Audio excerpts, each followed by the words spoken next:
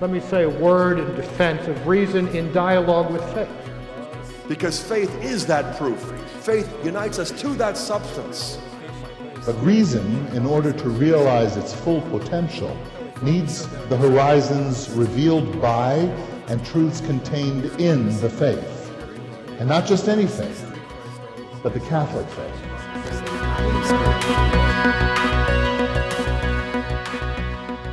Thank you very much. It's an honor to be here. The last time I was in this room was 2004.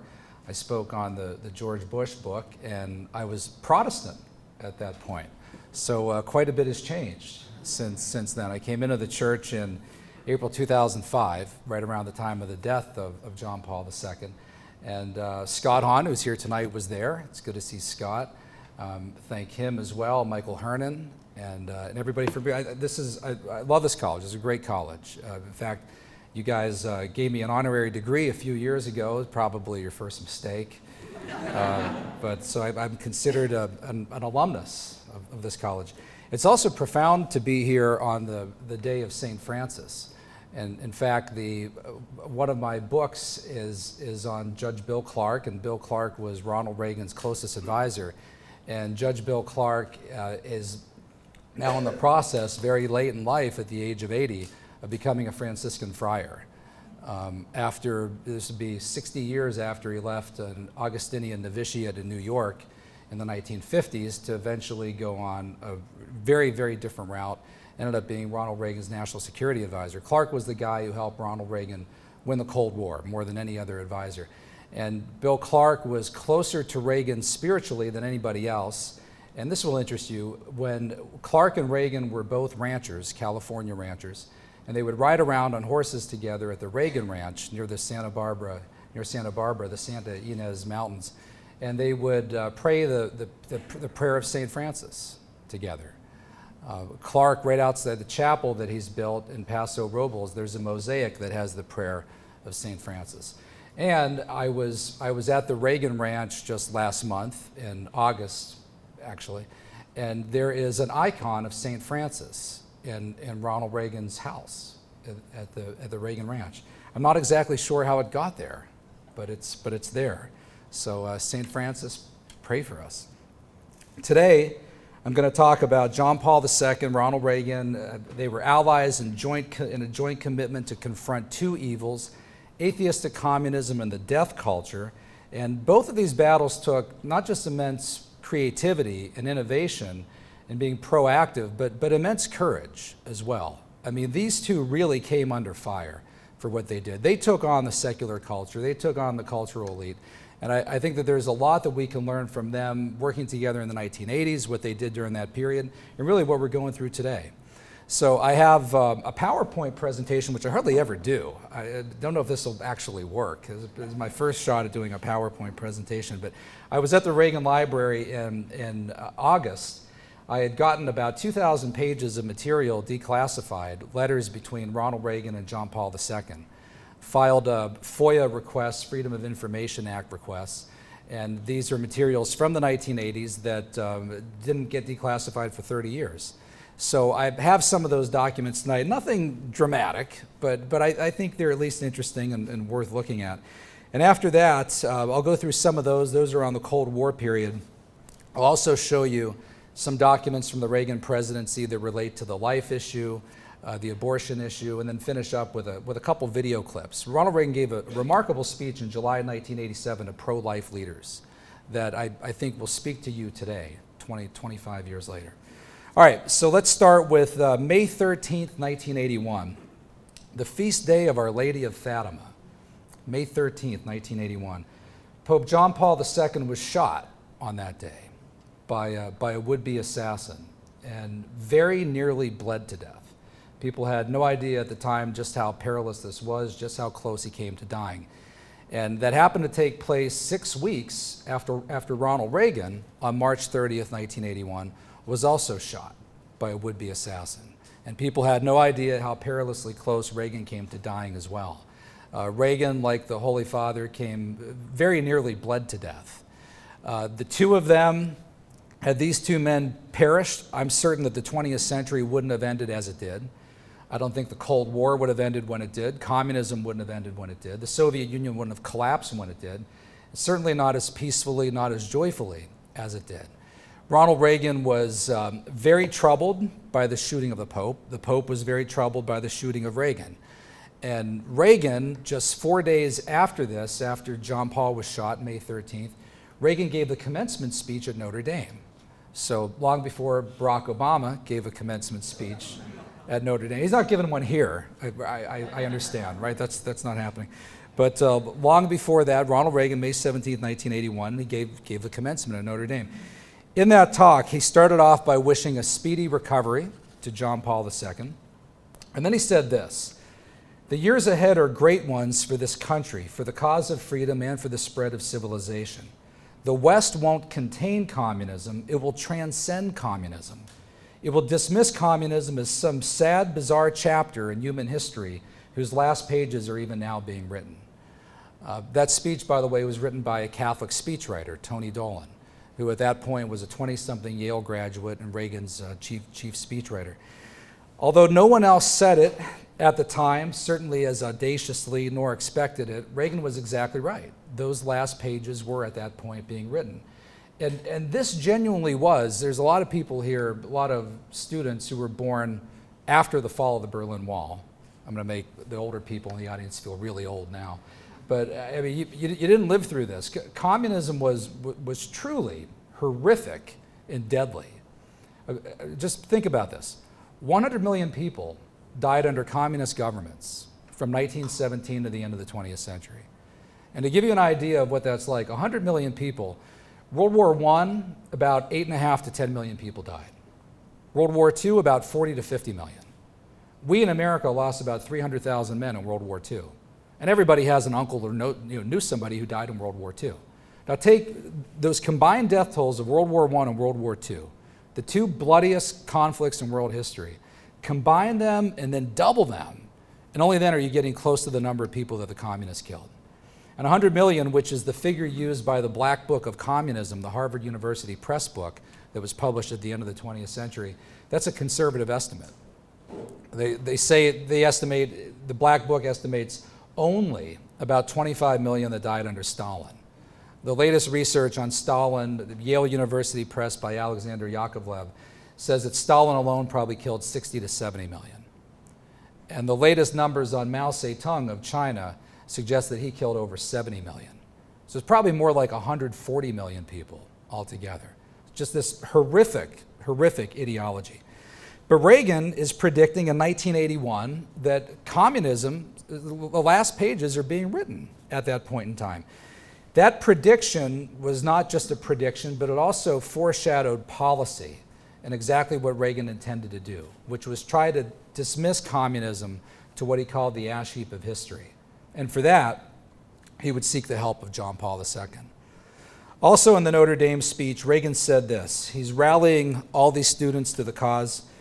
We need to rally to a common cause that's bigger than ourselves to attain the unattainable. Americans have met this challenge, Reagan said. Americans need to meet this challenge. They need to affirm that an American nation will come of age, that it will affirm its leadership of free men and women serving selflessly a vision of man with God.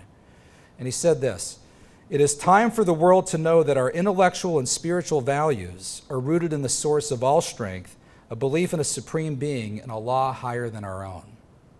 Unquote. Reagan would see John Paul II as a spiritual partner in that. Now, June 1981, 1 month after this, after the Notre Dame speech, the shooting of the Pope, Ronald Reagan has a meeting with Mother Teresa. Mother Teresa met with Ronald Reagan, Nancy Reagan, and Mother Teresa had another nun who was with her. They were having dinner, and she said, drop this. He had no idea this was coming. She said, "Mr. President, we stayed up all night praying for you, me and the sisters, the night that we heard that you got shot." And Nancy Reagan starts getting choked up, and she says, Mother Teresa said, "You have been shown the grace of the cross. There's a reason for this. There's a reason that you've been spared." And Nancy Reagan just broke into tears when she heard that. It was the same thing, incidentally, that Terence Cardinal Cook of New York had told Ronald Reagan in the White House on Good Friday, 1981, April 1981. Also in June of 1981, press conference is called, and one of the reporters said to the president, "You had made this prediction about communism. Well, there's a lot going on in Poland right now.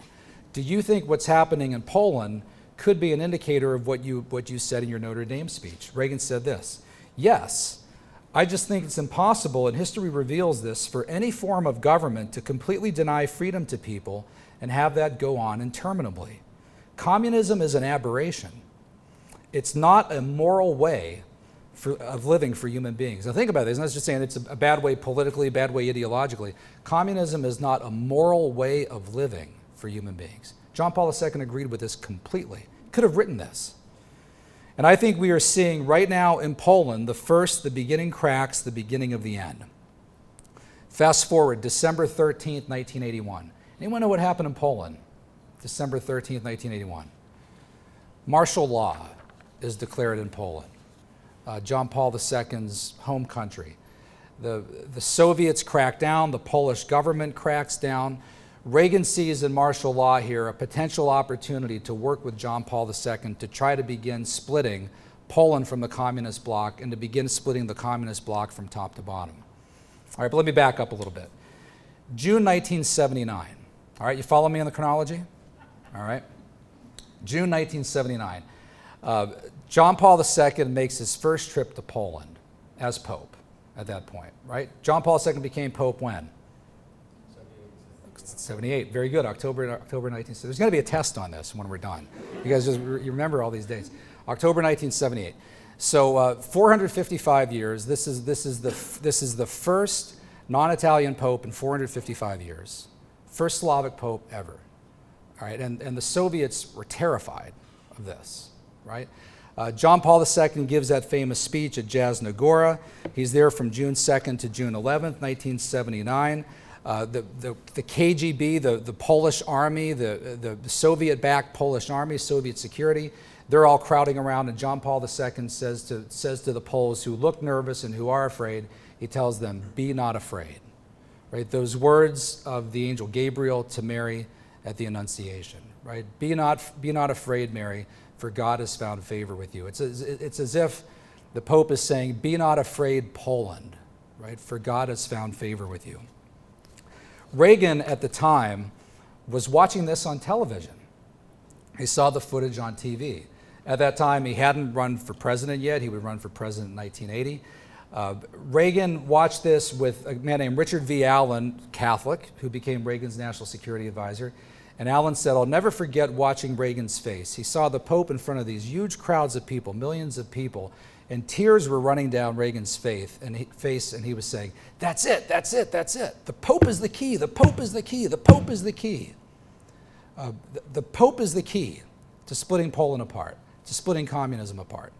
And Reagan said to Allen, and he said to Clark and his other close advisors, "When I become president, we're going to do something about this. We're going to tap into this." Reagan had a syndicated radio broadcast at the time. He would do these radio broadcasts 5 days a week. And he wrote one at the time on the Pope's trip. And he said this: "These young people of Poland who greeted the Pope had been born and raised and spent their entire lives under communist atheism. Once in the days of Stalin, Stalin is said to have dismissed the Vatican by contemptuously asking, how many divisions does the Pope have?" Right? "Well," said Reagan, "in recent weeks that question has been answered by Pope John Paul II. It has been a long time since we've seen a leader of such courage and such uncompromising dedication to simple morality, to the belief that right does not make right. Right does not make might. Unbelievable numbers," Reagan went on, "have showed up. Will the Kremlin ever be the same again? Will any of us, for that matter, be the same again?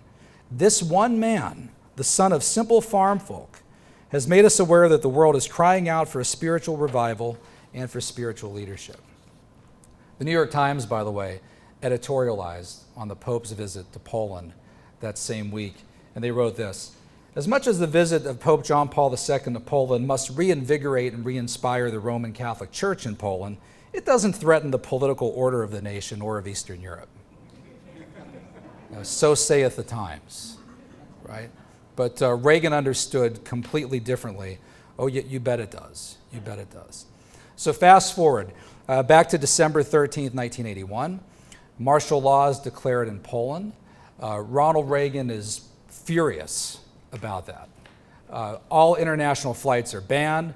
There was a curfew set. You couldn't travel outside the country. There were police on every street corner. You couldn't leave your house without having your ID checked. Solidarity members were arrested, rounded up, Lech Walesa. People in John Paul II's hometown of Krakow were arrested. Some people were shot. Some people were killed. International chaos. In response to this, Ronald Reagan immediately called Pope John Paul II to discuss the situation. And he said, this is the telephone call, transcript from the telephone call, "Our country was inspired when you visited Poland." That would have been in 1979. Reagan wasn't even president yet. "And to see their commitment to religion and belief in God. It was an inspiration. All of us were very thrilled." And he told the Pope that he looked forward to the time when the two of them could sit down and meet together. And when could they make that happen? How soon could they make that happen? Well, it would happen in June 1982. June 7th, 1982, the first time these two men met. It was at the Vatican. They met alone in a library at the Vatican for about 50 minutes. Bill Clark, the national security advisor who was there, later said this: "It was always assumed that the president would meet with the Holy Father as soon as feasible. Because of their mutual interest, the two men would come together and form some sort of collaboration." Pio Cardinal Laghi, right? Cardinal Laghi, who was Clark's counterpart, who was also there, said this: "Reagan told the Pope, look how the evil forces were put in our way and how Providence intervened." Clark said that by evil forces, Reagan here was referring in particular to the fact that both survived assassination attempts. And they confided in one another in that meeting that they believed that God had spared their lives for a special purpose. And that purpose would be to take down this evil empire, to take down Soviet communism, beginning in Poland. Clark, this Protestant and this Catholic, they shared a unity in their spiritual views and in their vision of the Soviet empire, namely that right or correctness would ultimately prevail in the divine plan. Clark and Reagan called it the DP, the divine plan. That was code language that they had. And I'll talk to Clark still to this day, and I'll say, you know, Bill, you were offered the Supreme Court position that went to Sandra Day O'Connor. I mean, you would have been there, you would have voted to overturn Roe v. Wade. It would have been 5-4, Casey v. Planned Parenthood, 1992. You would have taken that job. Oh, not just that, Paul, it would have been 6-3. I would have brought Anthony Kennedy along with me. All right, 6-3. You know, but you passed that up to instead go to the National Security Council. Part of the DP, Paul, part of the DP. That's how he says it. So instead he went to the National Security Council and they fought the Cold War. They won the Cold War. And as Clark said, the death culture and the battle against abortion, that's left to you, to all of you to fight. You can only fight so many battles in one lifetime. Reagan and the Pope really hit it off. They had such a kinship. The Pope liked Reagan for a number of reasons. One, he rightly perceived in him someone who was very pro-Catholic. Reagan's father had been Catholic, and Reagan's closest foreign policy advisors were Catholic. Before Clark at the NSC, there was Richard V. Allen. Allen was Catholic. Al Haig, Secretary of State, was Catholic. Al Haig's brother was a priest. Speechwriters, Peggy Noonan, Anthony Dolan, Peter Robinson, who wrote the Tear Down This Wall speech. Peter Robinson converted to Catholicism while he was writing speeches for Reagan. Vernon Walters, the ambassador, William Casey, the CIA director, all of these, and the Pope noticed that. Also, the Pope was pretty happy when Reagan's administration, President Reagan, recognized the Vatican in January 1984. That was something the previous presidents, going back to Harry Truman, refused to do. Reagan was willing to do that. They were a perfect match. Each man, spiritually speaking, they placed great stock in forgiveness, something that Reagan learned from his Protestant mother. And while you know that John Paul II forgave Ali Asha, his would-be assassin in prison, I bet you didn't know that Ronald Reagan secretly also reached out to John Hinckley, his would-be assassin, through Hinckley's doctor, the mental doctor, because Hinckley at that point was institutionalized. And Reagan asked if an arrangement could be made privately where Reagan could meet with Hinckley and forgive him as well. And that meeting never happened. And no one ever talked about it until the doctor talked about it after Reagan's death in June 2004. Both of these men were fierce anti-communists with a remarkable faith-based optimism. Nancy Reagan, Mrs. Reagan, who I interviewed, Mrs. Reagan talked to her recently through her secretary, Joanne Drake, and Joanne talks about sitting down and looking at pictures of Ronald Reagan with various heads of state not that long ago, and they were looking at, here's Reagan and Gorbachev, here's Reagan and so-and-so, and they got to the picture of Reagan, John Paul II. In fact, I think it was this one right here. Nancy Reagan loves this photo. She says, look, Ronnie is saying something, and the Pope's, he's listening very closely. But they got to the picture of Reagan and John Paul II, and Nancy went, oh, she said, oh, my favorite. And Joanne Drake said, what do you mean? She said, he was my favorite. John Paul II was my favorite. She said, he was so much like Ronnie.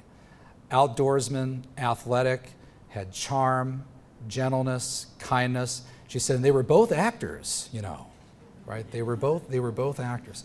So they had this kinship. This kinship led to a collaboration. As Clark said it, they both understood the terrible oppression of atheistic communism. They believed that atheistic communism lived a lie, what Václav Havel called the communist culture of the lie. And they understood that when communism fully understood must fail. And so Reagan said this of he and John Paul II, this is Reagan's own words. We both felt that a great mistake had been made at Yalta and that something must be done. Yalta is where Poland and the other Eastern European countries basically fell behind the Iron Curtain, right? 1945. Solidarity in Poland was the very weapon for bringing this about. Reagan told the Pope in this June 1982 meeting, hope remains in Poland, and we, working together, can keep it alive. Now, maybe in the Q&A I could go through exactly what they did, how they worked together. Among other things, a lot of intelligence sharing went on that we still don't know about. It's amazing how many of these documents are still classified, especially on the Vatican side, where they were classified for like 75 years. They had their staffs meeting together constantly. There was one team, Bill Casey, the CIA director, who, as I said, was Catholic, Ambassador Vernon Walters. They would fly, Casey would fly in a black jet without windows, a C-141. He would fly it to the Vatican. And we know that Casey and Walters met with John Paul II at least 15 times in the 6 years between 1981 and 87, when Casey was DCI, Director of Central Intelligence. Back in Washington, the key players were Bill Clark, Casey, and P.O. Loggy, the apostolic delegate to the United States. They would meet constantly. Clark says, Casey and I dropped into Loggy's residence early mornings during critical times to gather his comments and counsel. I'd speak to him frequently on the phone. He would be in touch with the Pope. On at least 6 different occasions, Loggy came to the White House, met personally with me and Reagan. Casey and Clark had this code language because they were always fearful that the phones were bugged. If something hot was happening in Poland where they thought they might need to talk to the Pope or talk to Loggy, Clark would pick up the phone and he would say to Casey, I think we need to get some cappuccino. And that meant they needed to meet with Cardinal Loggy. They would go over to his residence and they would meet. So they worked together. The Berlin Wall falls in 1989. The rest is history, collapse of communism.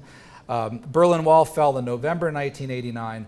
But what everybody forgets is before the Berlin Wall fall, and the breach in the Berlin Wall is what really led to the collapse of communism in Eastern Europe, or so everybody thinks that. Poland in June 1989 held free and fair elections. That was the single most important thing in the collapse of communism. Gorbachev said when Poland held elections in June of 1989, free and fair elections, Solidarity candidates won 99 out of 100 open seats. All right, and the one seat that they didn't win was won by a millionaire capitalist businessman from the West. I mean, the communists didn't win anything. Gorbachev said when that happened, when that election happened in Poland, I knew it was all over. I knew that was the end of it. What we didn't see, Reagan at that point in time was back in California. He left the presidency in January 1989. And he was called on, I was told this a few years ago, by a man named Chris Zawadzki, who ran the Polish-American Foundation for Economic Research and Education. Zawadzki and another Polish-American and 2 Solidarity members paid a visit to Reagan at his office in California. This would have been the spring of 1989. And they're getting ready for elections in June of '89 in Poland. So they called on Reagan, who Poles consider a hero, a national hero. And they wanted to get some campaigning advice on him. And they asked him, they said, you're the old master campaigner, you won. By the way, imagine this. Reagan in 1980, you can imagine if Mitt Romney pulled this off. Reagan won 44 out of 50 states in 1980 against an incumbent president. And Jimmy Carter was ahead of Reagan by about 10 points at this point. And it was narrow, it was neck and neck. And Reagan in 1984 won 49 out of 50 states. So these polls go to Reagan, and they want some advice on campaigning, right? What exactly should we do going into the campaign? And they were taken aback when Reagan said this, here's my advice. Listen to your conscience, because that's where the Holy Spirit speaks to you. I thought, oh, okay. Didn't expect that. And then Reagan pointed over to a picture on the wall of John Paul II, and he said, he is my best friend. And he said, yes, you know, I'm Protestant, and he's Catholic, of course. He said, but he's my best friend. So these 2 best friends worked together in taking down communism. All right, I've got a few slides here on the Cold War thing. Let's see if this works. Oh yeah, there we go. Okay, here's some different pictures of them meeting together. Nancy Reagan. The Pope came to the United States. Someone else in here would know this better than me. 6 or 7 times, and dating back to 1979. Met with Reagan at a stopover in Alaska. Met with him in Miami in 1987. They also met together in 1982 at the Vatican, as I said. And also what hardly anyone knows about, they met at the Pope's private residence in September 1990 when the Cold War was over. Just Ronald Reagan, Nancy, and the Pope. Just some pictures there. Here's some documents. I don't know how well these are going to show. All right. But I can explain. Okay, these are just declassified recently from the Reagan Library. This is a White House cable to the Vatican. And as you can see, this is as you can maybe see, this is, a little dot doesn't work. It's a get well message from the Pope to the President. A get well message from Reagan to the President after the shooting of, and it says there in point 2, begin text, Your Holiness, Nancy and I were deeply touched by your kind expression of concern. We very much appreciate knowing you were thinking of us, that I have you in prayers for a speedy recovery during my convalescence. This was just the kind of thing that they did. They wrote these notes to each other all the time. All right? That's the end of that. Let's see. Here's another one. This is May 13th, 1981, our feast day of Our Lady of Fatima, and the day that John Paul II was shot. And you see here, please deliver the following message from President Reagan to His Holiness Pope John Paul II. Your Holiness, I have just received the shocking news of the attack on you. All Americans join me in hopes and prayers for your speedy recovery from the injuries you have suffered in the attack. Our prayers are with you. All right, now here, this one's maybe a little more interesting. This is December 7th, 1981. This is 1 week before martial law was declared in Poland. And it says here, subject on the very bottom, Pope's letter to President on disarmament. Foreign Minister Silvestrini called me this morning and handed me a copy of the Pope's letter to the President dated November 25th. Has to deal with arms control. But the next page, been sent to the apostolic delegates, Pio Lagi. So this is about arms control, the Soviet Union, Poland, that's what we can assume. Now you go to the very bottom, point 6, begin text. To the Honorable Ronald Reagan, President of the United States of America, and note what there is next. It's just blacked out. And the next page, redacted. The whole thing is still classified, still redacted to this day. Why? 30 years later. There's hundreds of these like this. Probably some of the most interesting information. I'd love to know what this says. Next page, there. End of text. Boy, I learned a lot from that, right? I mean, gee, the whole thing. I remember seeing this and, oh, I just got this declassified. All right, here we go. What does this say? Nothing. All right. Next document. This is after martial law was declared on December 13th, 1981. And note this one, presidential message to the Pope on the Polish situation. So you're familiar with John Paul II and his closest aide. You should deliver the following message from the President to Pope John Paul II through his secretary, Father Dziwisz, immediately. This is the Pope's closest confidant, right? Although Father Dziwisz may not be your normal channel for messages to the Pope, I must repeat, he must be the channel for this message. They trusted no one else but him to give us to John Paul II. There's a book out called Spies in the Vatican. Right? We were afraid of who might get this. Your Holiness, I am following the fate of your countrymen in Poland with mounting concern. This is after martial law. We must, I believe, explore every possibility which offers the slightest hope for bringing an end to the current crisis brought on by the declaration of martial law. For more than 1,000 years, the Catholic Church has been inseparably linked to Polish nationalism. Today it speaks with greater authority. All right. Here's another document. This, I think, is interesting. This is from, I wonder if this man is still alive. Scott, you'll appreciate this. He's the president of the South Florida Baptist Association, and he's writing to President Reagan complaining about Reagan's work with the Vatican. Okay, our Protestant brothers and sisters did this frequently in the 1980s.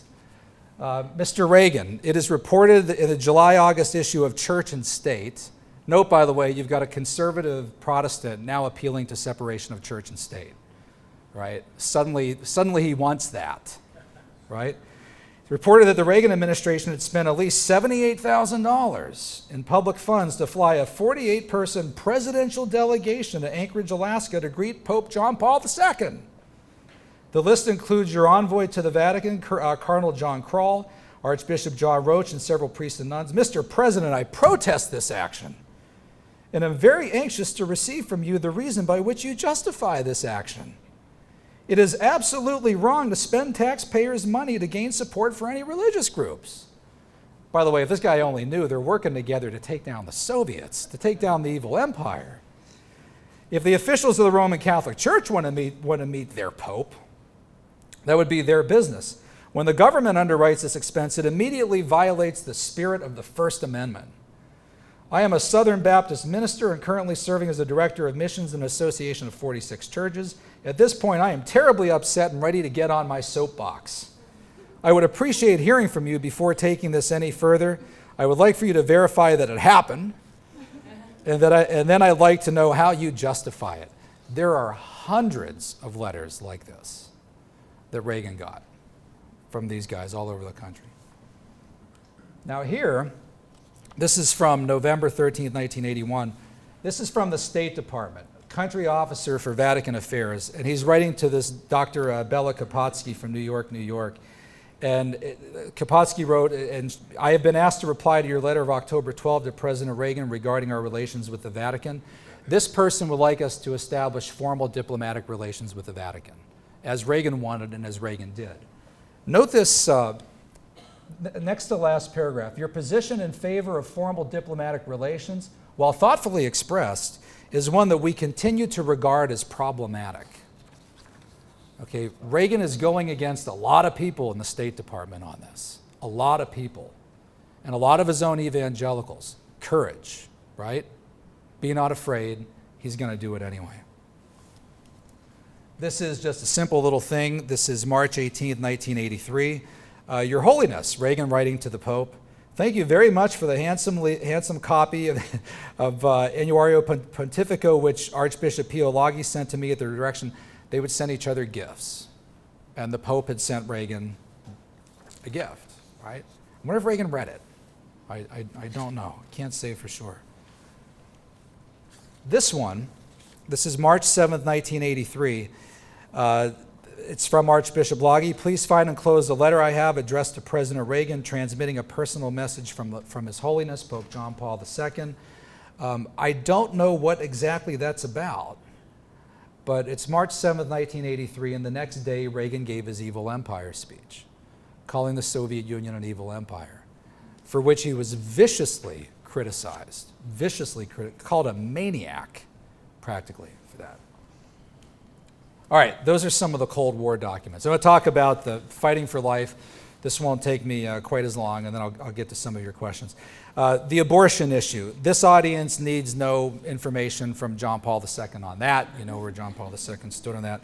Ronald Reagan, extremely dedicated to this issue, said in 1983, quote, "My administration is dedicated to the preservation of America as a free land," and get this, "and there is no cause more important for preserving that freedom than affirming the transcendent right to life of all human beings." Get this, the right without which no other rights have any meaning.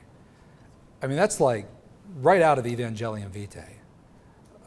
Reagan used almost identical words to John Paul II, referring to the right to life as the first and most fundamental of all freedoms. Remarkably similar. For Reagan, Reagan supported a human life amendment to the U.S. Constitution. Did you guys know about that? Right? Students, have you ever heard of that?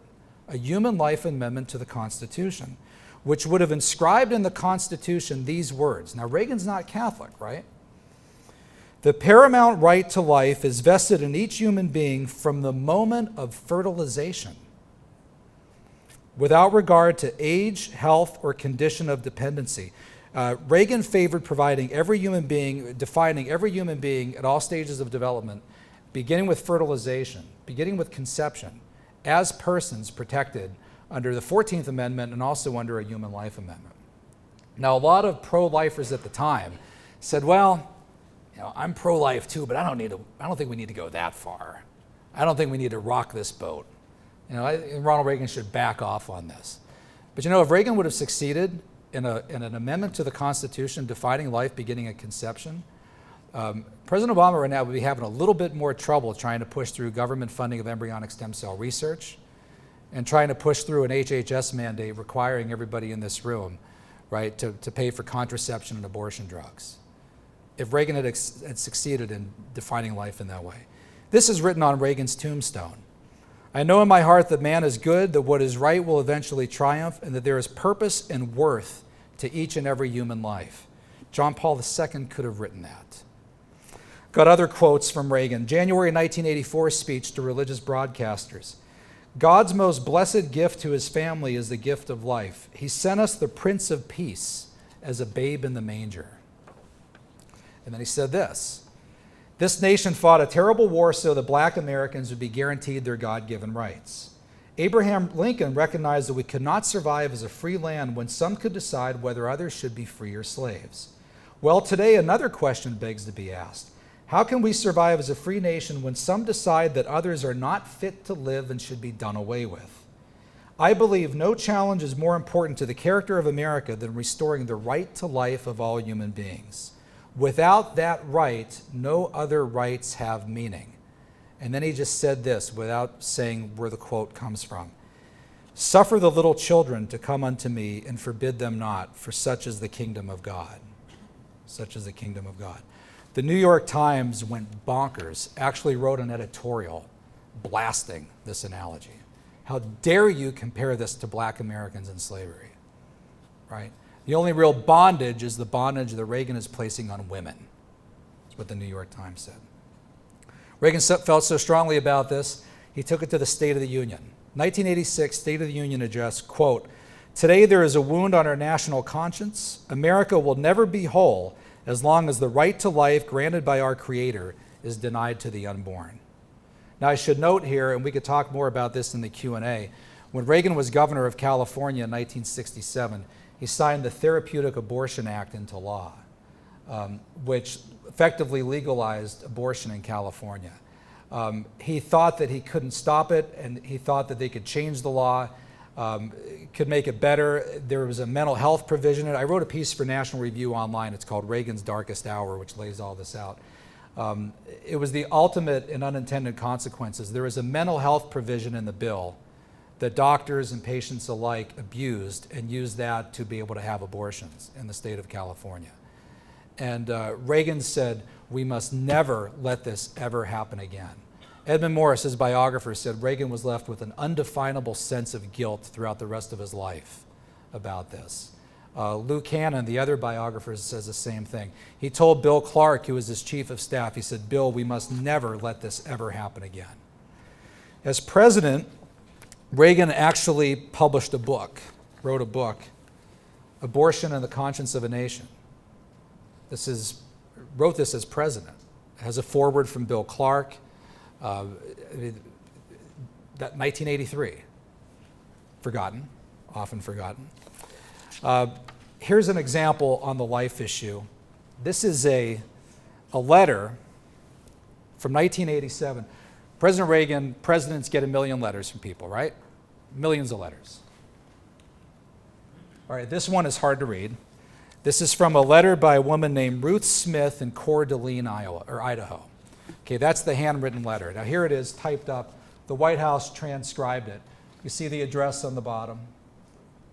All right, the White House transcribed it. Gave it to the president. Dear President Nancy Reagan, I just wanted to thank you for the stand you have taken on abortion. Federal funding of abortions is wrong, and the 1973 Supreme Court decision is a big mistake. 23 years ago in 1963 in Los Angeles, I was engaged and became pregnant. I asked the doctor if I had any alternatives like abortion, and he said no. So my fiance and I were married, and I didn't go back to college. Today, my daughter, Carrie, that I didn't abort but would have if I'd had an alternative, is beautiful. She's 22 and a senior in college. She traveled with the Continental Singers the summer of '85 in California. Her and her husband, they do money for the Ethiopians, the World Vision. She is a Christian and has the gift of evangelism, and she has shared the gospel of Christ with many, many people. Last summer, and note what's underlined here. I believe Reagan underlined this. Last summer, she married, and her husband, Ray, was just accepted in a study at Bethesda Medical School to be a surgeon. So she will be looking for college in your area to finish her last year of college. Do you have any recommendations? Right? And there she included a picture of her daughter and her family. 8 years ago, when I was expecting my 7th child, I almost had an abortion because I was having problems carrying the baby, but decided against an abortion, even though it was legal. I knew it wouldn't be right, so today we have an 8-year-old son who is healthy and so much fun. Enclosed are pictures, so hang in there, we are praying for you. Love, Ruth and Randy Smith. Now, Reagan got that letter. This is right smack in the middle of Iran-Contra. This is between 2 summits with Gorbachev, with the Washington summit coming up. Reykjavik had taken place a few months earlier. The media is calling for his head over Iran-Contra. He's got a million things to do. Reagan writes back, Dear Mrs. Smith, thank you for writing, as you did, and forgive me for being so late in my reply. Your letter has only just made its way to my desk. That's okay, right? It takes a while before mail can make its way through the bureaucratic byways. You asked if I had any suggestions. Here, let me turn This is the typed version. It's easier to read. By the way, get this. Reagan handwrote every letter, and then the staff would type them up, and they would send only the typed version, and they would stamp it Ronald Reagan. And I see now the originals in the Reagan library, but I thought they should have sent him the handwritten letter, right? I mean, they're probably thinking sometimes, well, Reagan didn't actually write this. It sounds like he must have, but anyway. You asked if I had any suggestions about a possible college for Carrie to finish getting her degree. Since Ray will be studying Bethesda, I tried to see if there is a college close to that area. This is the president. This is the sitting president of the United States. There are 3 easily reachable by bus and subway close to downtown D.C. Georgetown University, Catholic University, George Washington University. Depending on where Carrie and Ray settle, they can also consider American University, my alma mater, George Mason University, Virginia, University of Maryland, and numerous others. As you can see, Washington, D.C. is a great college town, and Carrie should have no trouble completing her degree. Again, thank you for your prayers and all best wishes. But isn't that remarkable? to see that he would take the time for that. I found when Reagan wrote, "We believe," Kyron Skinner, the scholar at Carnegie Mellon, and others have verified this. We believe that Reagan wrote more letters as president than any president since Thomas Jefferson. He would write multiple letters per day.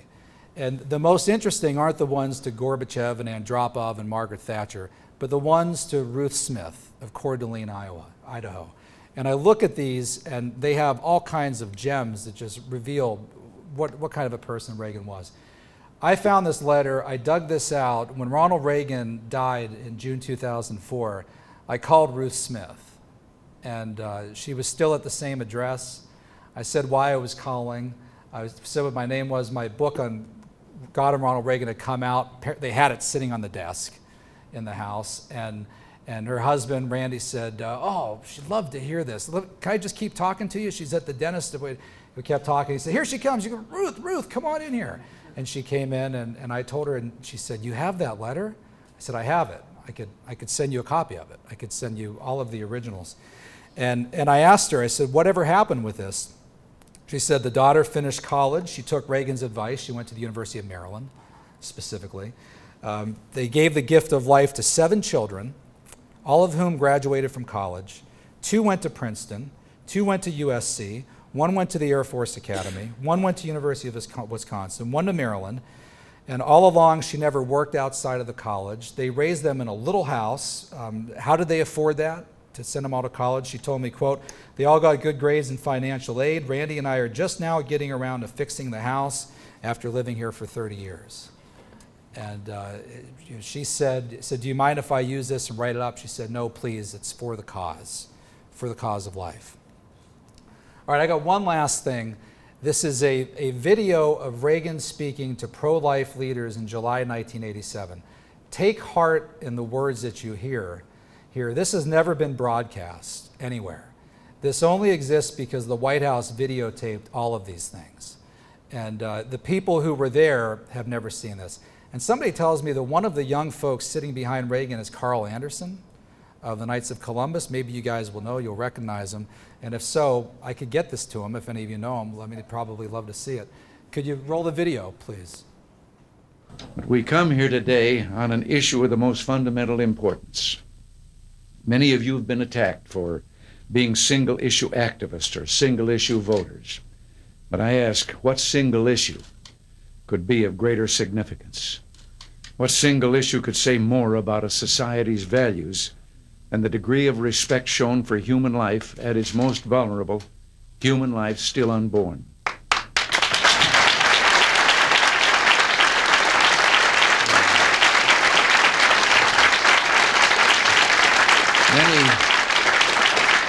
Many of the most compelling arguments against abortion are as old as our civilization. Indeed, I would submit that a reverence for all human life is one of the distinguishing marks of true civilization. In our own time, medical science has added to our knowledge of the processes of life that take place before birth, deepening our understanding of what abortion means to the mother and the unborn child. We know in particular that when an abortion is performed, the unborn child often feels pain. You might be interested to learn that when I first mentioned this in a 1983 speech, there was an outcry, enraged criticism, and angry denials. But criticism wasn't the only response. It so happens that I also received a letter signed by 24 medical doctors, including eminent physicians like the former chief of pediatrics at the St. Louis City Hospital and the president of the New York State Medical Society. The letter stated that in recent years, medical techniques have, quote, demonstrated the remarkable responsiveness of the human fetus to pain, touch, and sound. And the letter concluded, quote, Mr. President, in drawing attention to the capability of the human fetus to feel pain, you stand on firmly established ground.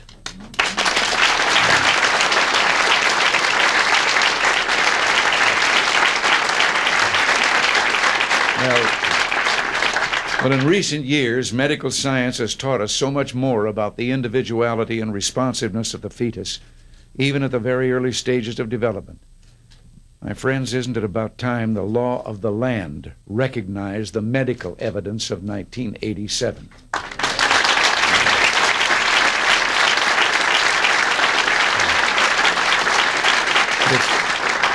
If there's even a question about when human life begins, isn't it our duty to err on the side of life? The law of the land, that's a phrase with special resonance for Americans. After all, ours is not a nation founded upon centuries of shared history like the nations of Europe or Asia. No, ours is a nation founded upon a shared and basic law, the Constitution. And because it is the Constitution that must reflect our most fundamental values, freedom, equality before the law, and yes, the dignity of human life. Because of this, the duty of everyone here today is clear. We must not rest, and I pledge to you that I will not rest, until a human life amendment becomes a part of our Constitution. Pause it right there. Yeah, he would not rest until a human life amendment became part of the Constitution, but he never got it. And among the words in there, think about this. If there's even a question, I say this to my pro-choice friends all the time, if there's even a question about when human life begins, isn't it our duty to err on the side of life? Why not err on the side of life? And this phrase, this as well, as you're out there fighting this in the culture and dealing with secular folks who disagree with you on the abortion issue, many of you have been, and as Catholics, you hear this all the time, don't you? Many of you have been attacked for being single-issue activists or single-issue voters, he said. But I ask, what single issue could be of greater significance? And that's right. And we deal with that as Catholics in voting all the time. These other issues are all important. Social security reform, taxes, the economy, economic growth, everything. But what is more important than the right to life? Without that right, all the other rights are impossible. Without that freedom, you can't have freedom of speech and freedom of press and freedom of assembly, freedom of religion. You can't. That comes first. There's one more clip. It's shorter, and it's quite poignant. If I could, I'd like to leave with you a quotation that means a great deal to me. These are the words of my friend, the late Terence Cardinal Cook of New York. The gift of life, God's special gift, is no less beautiful when it is accompanied by illness or weakness, hunger or poverty, mental or physical handicaps, loneliness or old age. Indeed, at these times, human life gains extra splendor, as it requires our special care, concern, and reverence. It is in and through the weakest of human vessels that the Lord continues to reveal the power of His love. The weakest of human vessels. Surely there is no human life more frail and vulnerable than that of an infant still in its mother's womb. And surely it is our task to appeal to the goodness we know we can find in every American and to call upon the power of His love. I thank you all. God bless you all for what you're doing. Thank you for doing it. His good friend, Terence Cardinal Cook. Reagan showed up at Terence Cardinal Cook's deathbed, and Cardinal Cook said, "Mr. President, right, you didn't have to come, right?" And he said, "No, I wanted to. I wanted to." And he said, "You were there for me." He was there for Reagan when Reagan was recovering from being shot, and it was Cardinal Cook who met with him Good Friday in 1981. But the gift of life, God's special gift, is no less beautiful when accompanied by illness or weakness or mental handicap. It's then the life acquires an extra splendor, right? The splendor of truth, the weakest of human vessels. All right, so what lessons can we draw from this as Catholics, as Americans, as citizens? Well, it's simple, it's short, it's not complicated.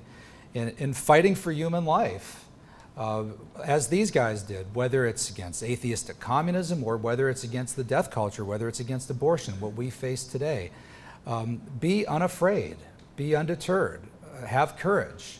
These guys faced tremendous mockery and ridicule. People called them names, called them idiots. They were vicious, the names, the anger that they faced, and yes, the evil that they faced.